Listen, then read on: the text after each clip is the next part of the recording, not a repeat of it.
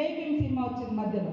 అంటే ఒక్క మామూలు మహిళ భర్త దొంగతనం పేరుతోటి ఒక ఉన్నత వర్గాలు కేసు పెట్టి ఇబ్బందుల పాలు చేస్తే చేతిలో సంఖలో బిడ్డ, కడుపులో మరి రూపం పోసుకునేటువంటి బిడ్డ యొక్క సినిమాను అద్భుతంగా మన ముందుకు తీసుకొచ్చింది.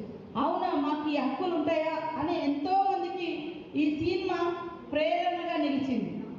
కానీ అలాంటి సినిమాను ప్రోత్సహించలేదు, అలాంటి వాళ్ళకి అవార్డులు రాలే జైభీం సినిమా లాంటి వాటికి.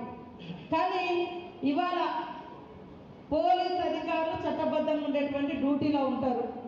వాళ్ళని బట్టలు ఇప్పేసి ఒక స్మగ్లర్ పాత్రలో ఒక స్మగ్లర్ పాత్రలో ఉండేటువంటి ఒక స్మగ్లింగ్ చేసేటువంటి హీరోలు పోలీస్ అధికారులను పోలీస్ స్టేషన్లలో బయట బట్టలు ఇప్పేసి నిలబెట్టి యథేచ్ఛగా